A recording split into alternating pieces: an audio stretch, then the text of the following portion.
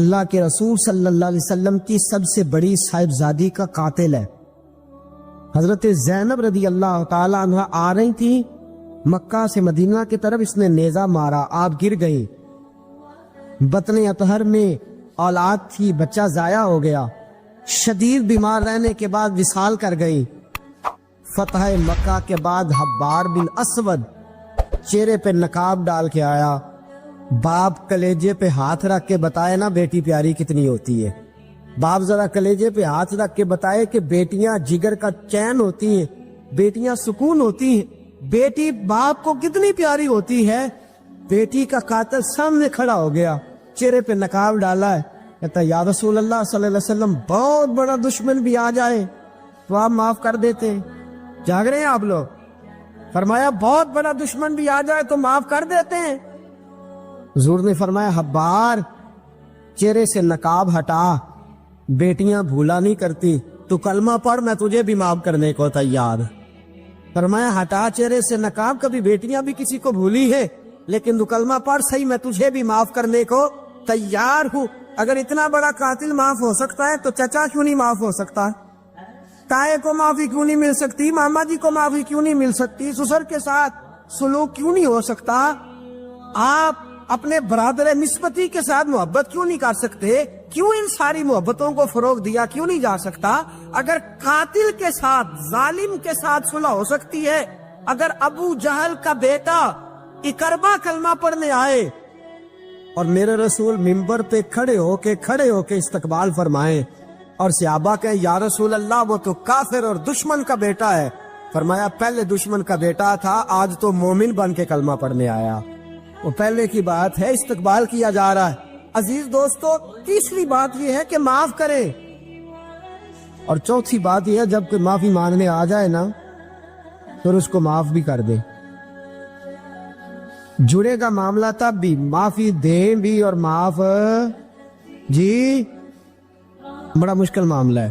لڑائی ہو گئی، جھگڑا ہو گیا، اچھا پہلے کئی دفعہ سلام لے لیتے، ہمارا ماحول بڑا جی پہلے سلام دعا ہو جاتی ہے، لیکن بیٹے کی شادی کا کارڈ بھیج دیا تو کارڈ واپس کر دیا، میں نے منگنی کے نہیں سدیا تو میں نہیں آؤں گا۔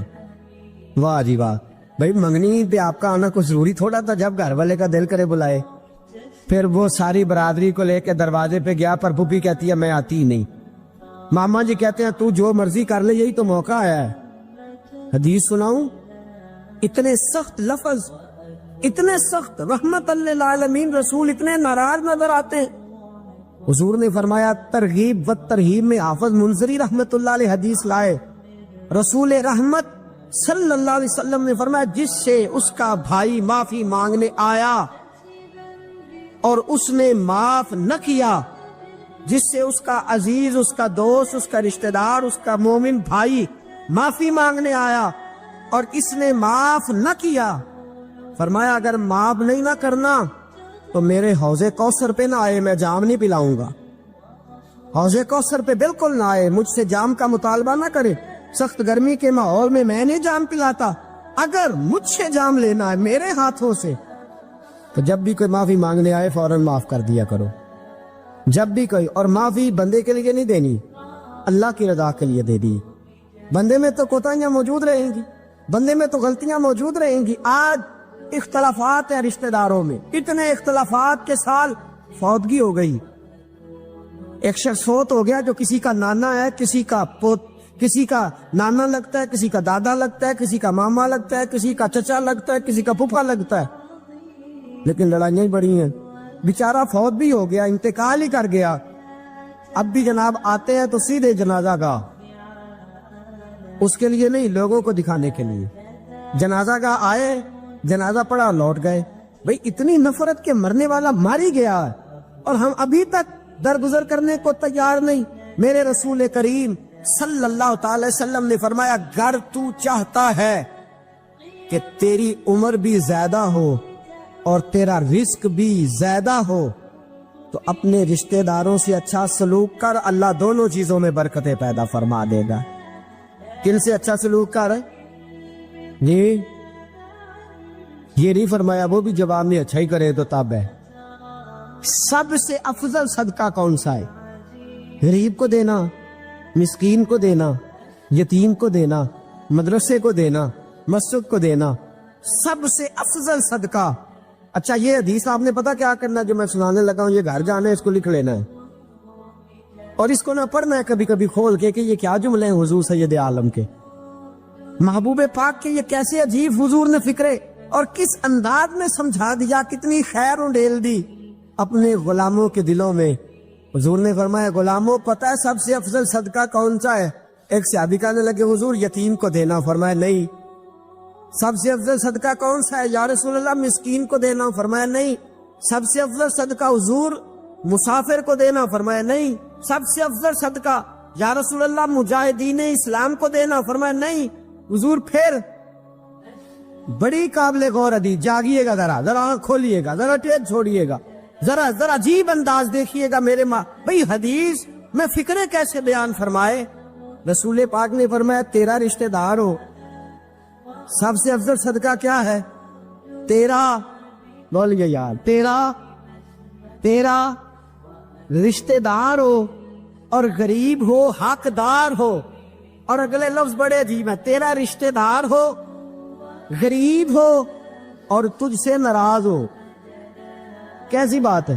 فرمایا تیرا رشتہ دار ہو، غریب ہو اور تجھ سے ناراض ہو، فرمایا کسی بھی طریقے اس کے گھر صدقہ پہنچا دے، سب سے افضل صدقہ کرنے کا ثواب لکھا جائے گا۔ سب سے افضل صدقہ، تیرا رشتہ دار بھی ہو، ضرورت مند بھی ہو اور تجھ سے،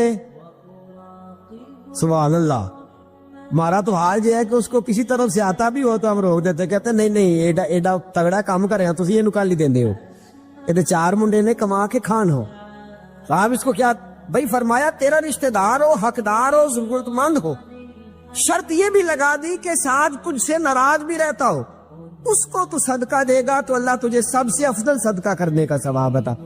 تو توڑنے والوں نہ بنو، جوڑنے والے بنو، جوڑ جاؤ۔ محبوب پاک سید عالم صلی اللہ تعالی علیہ وسلم نے فرمایا لا يدخل الجنت قاطع، فرمایا جو رشتے توڑنے والا ہے جنت میں نہیں جائے گا، جو رشتے توڑنے والا ہے وہ جنت میں نہیں جائے گا۔ الذین ینقضون عہد اللہ من بعد میثاقہ ویقطعون ما امر اللہ بہ ان یوصل ویفسدون فی الارض، فرمایا جو رشتے توڑے گا وہ تو زمین میں فساد برپا کر دے گا، وہ زمین میں اولئک هم الخاسرون، یہ وہ لوگ ہیں دنیا میں بھی نقصان اٹھائیں گے اور آخرت میں بھی نقصان اٹھائیں گے رشتہ داریاں جوڑنے۔ اور یہ نہیں فرمایا کہ وہ تجھ سے اچھا سلوک کرے تب ہی ہے، سامنے والا بھی سیاںا ہی ہو تو تب ہے، تو نے اس کے لیے اس نے سلوک نہیں کرنا، تو نے تو اپنے اللہ رسول کو راضی کرنے کے لیے اس نے سلوک کرنا ہے، اس کے لیے تھوڑی کرنا ہے۔ سل من قطع کا لفظ کیا ہے؟ اور میں آپ کو ذاتی بات بتاتا ہوں، ایک آدھ دفعہ یہ تجربہ کر کے دیکھا، اس میں خیر ہی بڑی ہے۔ فرمایا سل من قطع کا، حضور نے فرمایا اس کے ساتھ جوڑ جو تیرے ساتھ توڑتا ہے، اس کے ساتھ جوڑ جو تیرے ساتھ توڑتا ہے نا، نفرت کرتا اس سے پیار کر، اور جو تجھے اذیت دیتا اس کی خدمت کر، اور جو تیرے ساتھ زیادتی کرتا ہے تو اس سے محبت کر۔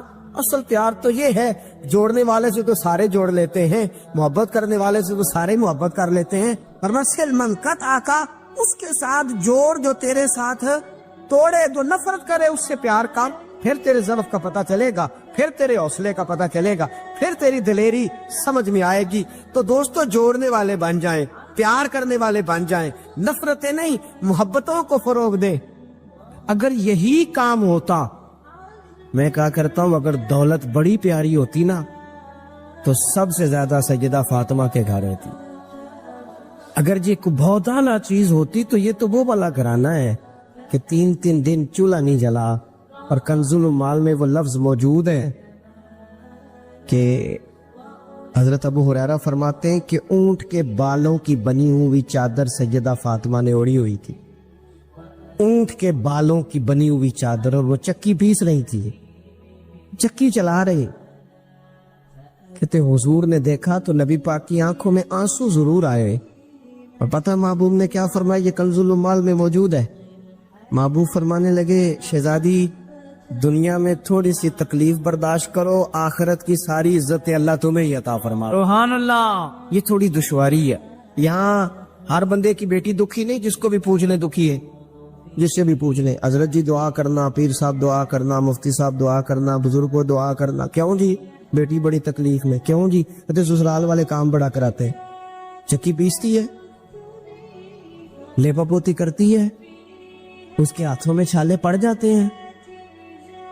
ایسا ہوتا ہے کہ ستو کبھی آ جائے تو پھر سارا دن وہ ستوؤں پہ ہی گزر جائے. کبھی ایسا ہوتا ہے کہ 3 دن روزے رکھے جائیں اور ایک کھجور اور ایک پانی ملے افطار سحر کے وقت. یوں بھی کبھی وقت گزارا ہے. اور میرے عزیزوں یاد رکھنا، ہم نے جو مزاج اختیار کر لیا ہے نا اس وقت، یہ جو پوری دنیا میں گاڑیاں بھاگ رہی ہیں، ملک سے باہر لوگ جا رہے ہیں، دولتیں جمع ہو رہی ہیں، یہ ضروریات کا رٹا نہیں، یہ ضروریات نہیں، یہ خواہشات ہے. ضروریات تو پوری ہو رہی تھی، لیکن وہ جو خواہشات کی تکمیل تھی، وہ جو پڑوسیوں کی بڑی کار ہمیں پریشان کر رہی تھی، وہ جو گھر کے سامنے ایک پلاٹ تھا اور دل کر رہا تھا حویلی نہ بنا لوں، وہ جو ٹینشنیں تھی انہوں نے بہت بھگایا، لوگوں تھکا دیا. نظریاتی زندگی، اور نظریاتی زندگی میں کچھ کرنے کا عہد، کچھ ارادہ کیا جائے کچھ کام کرنے کا. دیکھو سارے لوگ ساری ڈیوٹیاں تو نہیں کر سکتے. میں یہ مائک اپریٹ نہیں کر سکتا، تو پھر میرا خیال ہے مجھے اس بندے کی بھی قدر کرنی چاہیے جو اسے چلا سکتا ہے. جو کام میں گاڑی میں سفر کرتا رہتا ہوں، وہ کہاں گھوم آتے ہیں، تو میں تو سو جاتا ہوں کئی دفعہ گاڑی میں، لیکن ڈرائیور کو لوگ ڈرائیور کہہ کے پکارتے ہیں، حالانکہ تو سویا ہوا تھا، وہ تو جاگ رہا تھا. اس کی اہمیت کو سمجھنا چاہیے. ہم نہ زندگی میں کوئی بھی کام کریں، ایک تو کام کریں، اور جو ایک کرے زندگی میں لیکن ذرا سونا کر کے کرے. کوئی ایک مقصد بنا لے، کوئی ایک مقصد ہو، کوئی ارادہ ہو، کوئی پروگرام ہو. نہ سمجھ آئے تو بخاری میں حدیث موجود ہے، ایک بوڑھی اماں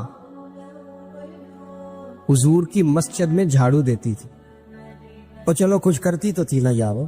اور دیکھو سعادت جھاڑو وہاں دیتی ہے جہاں 70,000 فرشتے سویرے آتے ہیں، 70 شام آتے. سبحان اللہ، سبحان. حضور کی مسجد شریف میں جھاڑو دیتی ہے خاتون. ہمارے ہاں تو خیر امام خطیب کی بھی کوئی قدر نہیں ہوتی، کوئی نہیں ہوتی. امام کبھی کو مشورہ دے لے تو کہتے ہیں سلامہ زیادہ دیتا ہے، مولوی نواں لے آؤ، مشورے زیادہ دیتا ہے، اس کو چینج کرو.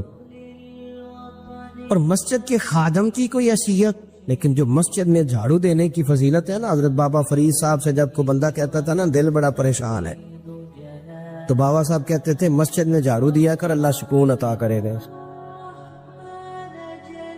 مسجد میں جھاڑو دیا کر. اٹھ نہ فریدا ستیا تے خلقت ویکھن جا، تے متے کوئی مل جائی بخشیا تے چل تم ہی بخشیا جا. اٹھ نہ فریدا ستیا تے جھاڑو دے مسیت، اوے تو ستا ہے تے رب تے جاگدا ہے، تیری ڈاڈے نال پرید. اٹھنا کچھ کر. وہ خاتون چلو کوئی کام تو کرتی تھی نا. دیکھو نا گلی سے گزرتے ہیں لوگ، اب کھڈا ہے، سب کا موٹر سائیکل گاڑی سب تنگ ہوتے، جو بندہ بھی گزر رہا ہے نا روڈ پہ وہ تبصرہ کر رہا ہے کہ دیکھو بلدیہ والے صحیح نہیں کرا. تبصرہ جو سارے کرتے ہیں، ایک کئی تے ایک دابڑا، 2 بندے درکار ہیں، راستہ ٹھیک ہو جاتا ہے. پر اتنی محنت کرنے کو کوئی تیار، کیونکہ ہمارے ملک میں جو شے سب سے عام ہے وہ تبصرہ ہے.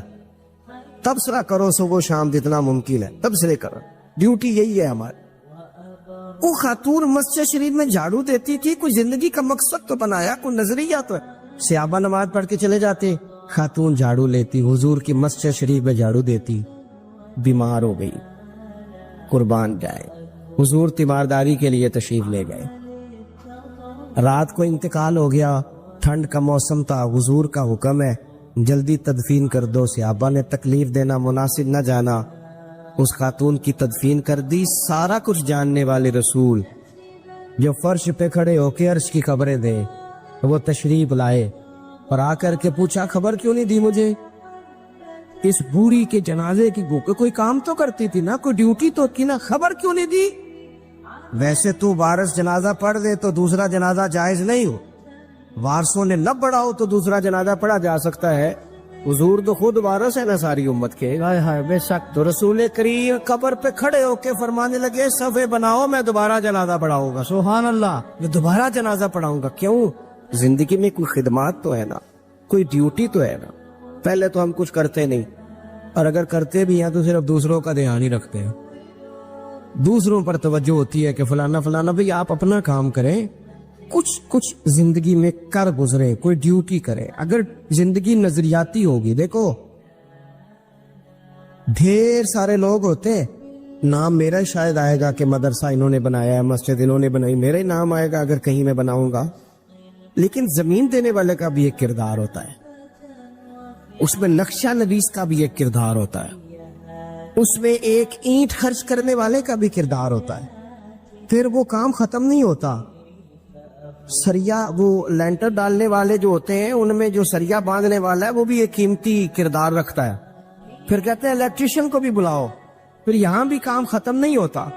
پھر اور اس کے گرد ڈھیر سارے لوازمات ہیں. جو بندہ جو کردار ادا کر, عالم اگر کتاب لکھ بھی دے تو ہو سکتا ہے کتابت نہ کر سکے, اور اگر کاتب بھی ہو تو ہو سکتا ہے اسے پبلش نہ کر سکے. تو یہ کچھ نہ کچھ خدمات, کچھ نہ کچھ ڈیوٹیاں. حضرت مولا علی شیر خدا نے چھوٹی عمر میں کہا تھا, یا رسول اللہ دین کی مدد بھی کروں گا, آپ کی حفاظت بھی کروں گا. 63 سال عمر پائی اور ہر میدان میں اگلی صفوں میں, ہر میدان میں اگلی صفوں میں, ہر میدان میں اگلی. حضور سے وعدہ کیا تھا, یا رسول اللہ ڈیوٹی کریں گے, خدمت کریں گے. ہمارے ہاں یہاں تو منصوبہ بندی ہو رہی ہے. امام غزالی سے آ کے کسی نے کہا حضور کو بندہ مخلص ملتا ہی نہیں, یہ بھی غلط ہو گیا, وہ بھی غلط ہو گیا. تو امام صاحب فرمانے لگے چل تو ہی مخلص ہو جا, تیری شکل میں تو کچھ لوگوں کو مخلص بندہ مل جائے, تو کچھ کر تو صحیح نا, صرف تبصرے. حضرت مولا کائنات نے عمر مبارک ساری دین کی خدمت میں لگائی. تو جب 63 سال کی عمر میں خنجر لگانا تو لوگ تو کہتے ہیں نا میرے پتر کا دھیان رکھنا اور میرے بچوں کا خیال کرنا اور فلانی ڈیوٹی کرنا. تو جب خنجر لگا تو حضرت علی کیا کہہ رہے تھے؟ فرما رہے تھے مجھے کعبے کے رب کی قسم علی تو کامیاب ہو گیا ہے. یہ دیکھو پانی پرن سہیلیاں تے رنگا رنگ کھڑے تے پریا تے اس تا جانیے نا جس تا توڑ چڑھے. فرمایا دیکھو میں نے کوئی ارادہ کیا تھا, آج میں کامیاب ہوا. تو نظریاتی زندگی ہوتی ہے نا, نظریاتی. پھر بندہ تھوڑی سی تکلیف بھی سہ لیتا ہے. کوئی کام کر رہا ہے نا بندہ, صحیح بخاری میں حدیث ہے, ایک خاتون نے آ کے عرض کیا تھا یا رسول اللہ صلی اللہ علیہ وسلم مجھے مرگی کا مرض ہے. بڑی تکلیف میں ہو. اللہ کے محبوب علیہ السلام سب کے لیے دعا کرتے, بلکہ حضور تو دستے شفا پھیرتے تو اللہ کرم فرما دیتا. لیکن نبی پاک صلی اللہ علیہ وسلم کی خدمت میں عرض کی یا رسول اللہ صلی اللہ علیہ وسلم مرگی ہے. تو آج حضور نے انوکھی بات کی. وہ پیچھے صاحبزادہ بشیر صاحب تشریف لائے, آگے تشریف لے آئے. نبی پاک صلی اللہ علیہ وسلم نے نا جی آج نظریہ سمجھایا. توجہ ہے آپ دوستوں کی میری بات پر. حضور فرمانے لگے اگر تو کہے تو میں دعا کرتا ہوں اللہ شفا دے دے گا, اور اگر تو کرے صبر. معنی کیا ہے؟ مرگی کے ساتھ ہی گزارا کرے. اگر کرے صبر تو پھر میرا وعدہ ہے رب جنت عطا کرے گا. ویسے ہم پیر صاحب کے پاس, سید صاحب کے پاس, بزرگوں کے پاس جائیں, پیر صاحب ہمیں کہیں کہ گوڑا ٹھیک کرانا ہے درد کے یا جنت چاہیے, ساڑا کی جواب ہے اے گوڑے دا کچھ کرو نا جی, اس فون نہیں دینا, یہی جواب ہے نا. لیکن نظریاتی لوگ نظریاتی ہوتے ہیں. نبی پاک صلی اللہ علیہ وسلم نے فرمایا کہ تو بتا, اگر تو کہے تو دعا کرتا ہوں اللہ شفا دے دے گا, اور اگر صبر کرے تو پھر تیرے لیے جنت ہے. اس خاتون نے 1 منٹ نہیں لگایا سوچنے پہ, یہ نظریاتی لوگ ہوتے ہیں. عرض کی یا رسول اللہ آپ دعا کر دے رب مجھے جنت ہی عطا کرے. سبحان اللہ. کیا مطلب کہ میں گزارا کر لوں گی مرگی کے ساتھ, صبر کروں, مجھے اللہ جنت دے. حضور نے دعا کر دی. خاتون عرض کرنے لگی حضور جب مرگی ہوتی ہے تو جسم سے کپڑا ہٹ جاتا ہے, حیا آتی ہے, خاتون ہو عورت ہو, تکلیف محسوس کرتی ہو. محبوب نے دعا کر دی.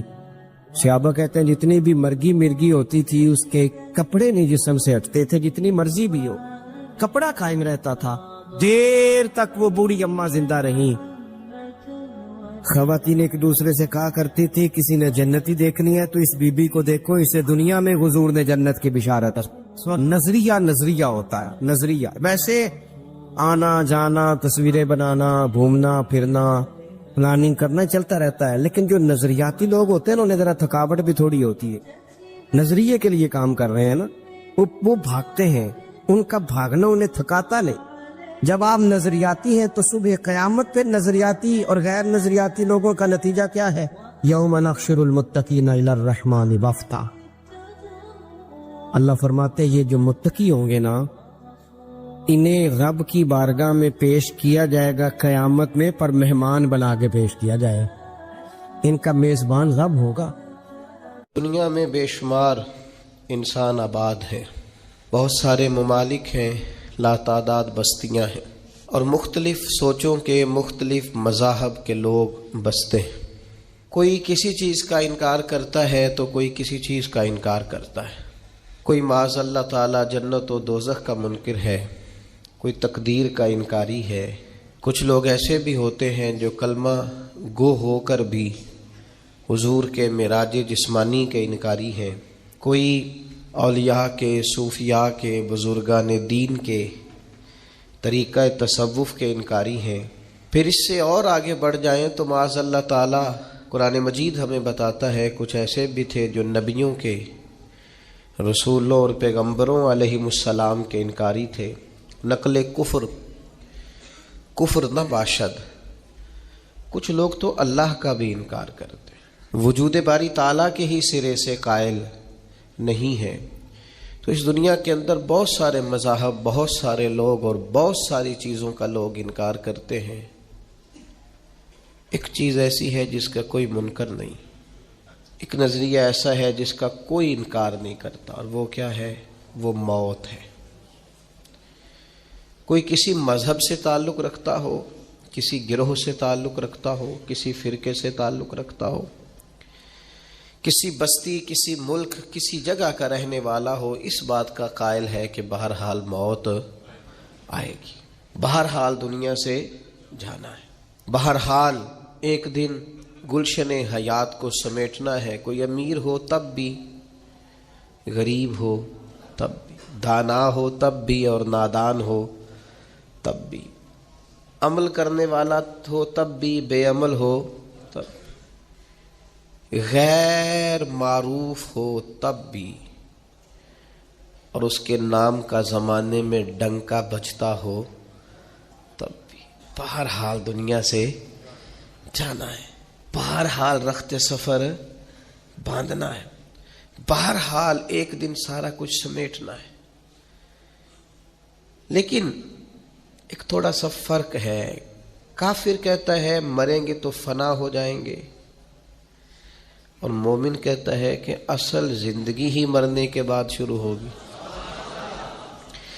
ابھی تو ہم کتاب کا مقدمہ دیکھ رہے ہیں، ایک کتاب ہوتی ہے پوری، ایک شروع میں اس کا مقدمہ ہوتا ہے کہ اس کتاب کے اندر ہم یہ ثابت کرنا چاہ رہے ہیں۔ ابھی تو یہ جو زندگی ہے یہ مقدمہ ہے اس زندگی کا جو اللہ تعالیٰ جنت میں انسان کو دائمی، ابدی اور ہمیشہ کی زندگی عطا فرمانے والا ہے۔ عام لفظ ہم نے سنا اور زبان زد خاص و عام ہے یہ جملہ کہ دنیا آخرت کی کھیتی ہے، فصل کاٹیں گے وہاں جائیں گے۔ دنیا میں تو آئے ہیں اعمال کرنے کے لیے، اپنے اپنے حصے کا کام کرنے کے لیے۔ اچھا کمال یہ ہے کہ جس نے دنیا بنائی ہے نا، جو خالق ہے، جو مالک ہے، جو رازق ہے، وہ ایک ترتیب سے چیزوں کو تخلیق کرتا ہے نا، پہلے دادا، پھر بیٹا، پھر اس کے بعد پوتا۔ اس نے مرتب کیا نا چیزوں کو، پہلے کیا بنایا اور بعد میں کیا بنایا، ایک ترتیب ہے نا۔ بنانے والا کہتا ہے کہ الذی خلق الموت والحیات، میں نے موت پہلے بنائی ہے، زندگی، یہ ترتیب دیکھیے بنانے کی۔ الذی خلق الموت والحیات لیبلوکم ایکم احسن عملا، وہ ذات جس نے موت اور حیات کو پیدا کیا تاکہ پتہ چلے تم میں اچھے عمل کون کرتا ہے۔ بنانے والے نے بنائی ہی موت پہلے ہے۔ کبھی ہمارے دیہاتوں میں کوئی بیٹا الگ ہوتا تھا یا ویسے کہیں کسی کا مکان تبدیل کرنے